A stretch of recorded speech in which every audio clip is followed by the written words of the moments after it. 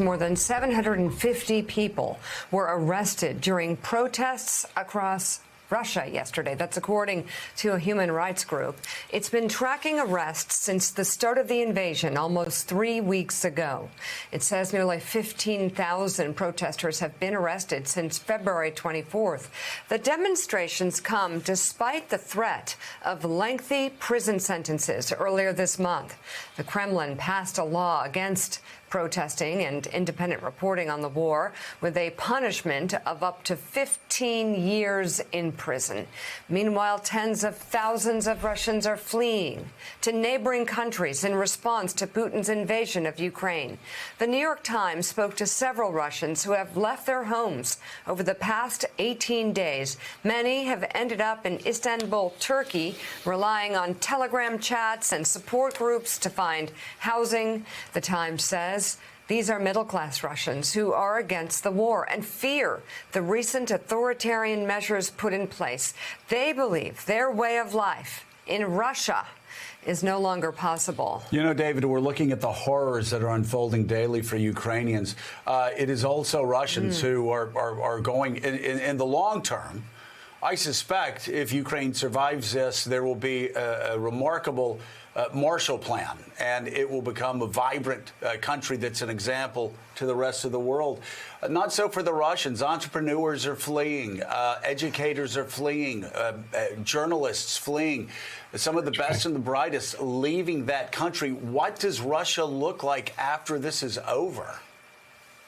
There's a real danger that this experience tends to hollow out a lot of the most vibrant parts of Russian urban society. If you were to go today to the Armenian capital of Yerevan, or the Georgian capital of Tbilisi, or Istanbul, or any number of other places, you'd see filled with thousands of Russians, computer programmers, journalists, business people, who are terrified that if they don't get out now, they're going to be stuck in Russia that they don't, in a Russia that they don't recognize. Remember, what we've had for the last few decades is a simulacra of a semi-free Moscow or St. Petersburg. The understanding was, we know we live in an authoritarian society. There's no mistaking about that. We know our press is repressed. We know that there are all kinds of restrictions and the sky is terrible. But on the other hand, there's a certain intellectual life, there's a business life, there's a kind of liberty that was tolerable. Everybody knew the arrangement.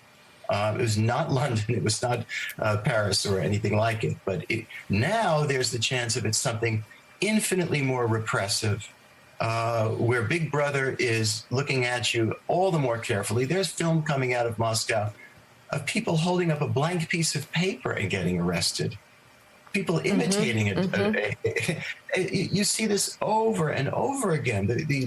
You know, it's not just Navalny that's in jail.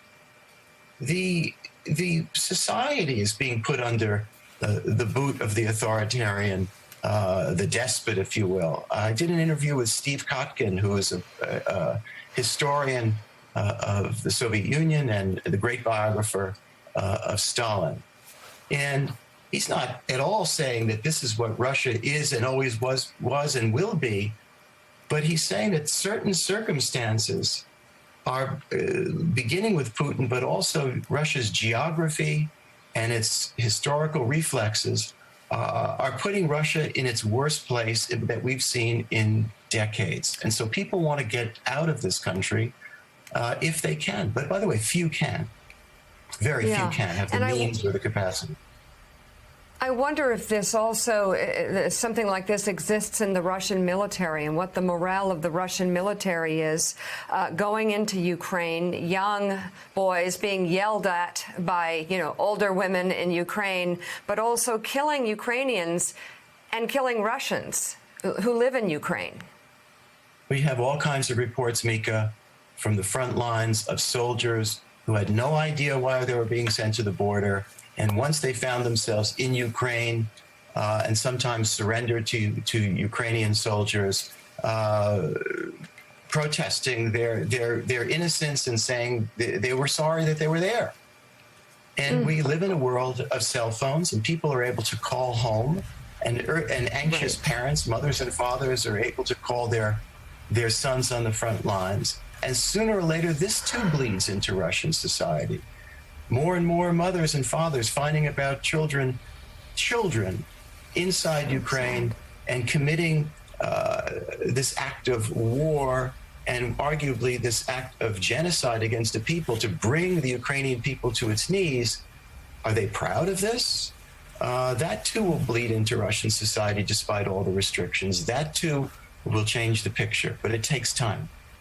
David, I read that interview you did with Steve Kotkin. It was super interesting. And I thought one of the points that he made about there's an inherent weakness in the Russian story and in what Putin has been telling Russians and previous leaders as well is that Russia is the great power, not a great power, but the great power. And in a sense, that aspiration to be equal to Europe or to America is always going to leave them wanting more because they aren't. They are a great power, but they don't have the economy of Europe. They don't have the economy of Europe and the United States certainly matched together. And that drives them to perhaps to overreach and make mistakes as Putin appears to have done in Ukraine. Right, Cuddy. I think one of the things that Steve was saying in an interview far more eloquently than I could is that authoritarians are bad at everything. Yeah. They're bad at educating their populations. They're bad at developing an economy. Now, you can argue with this, and I asked him the question to look at what's happened in China. An authoritarian has had an example of economic development that's extraordinary in recent decades in China. But in the end, authoritarian regimes do not produce happy citizens.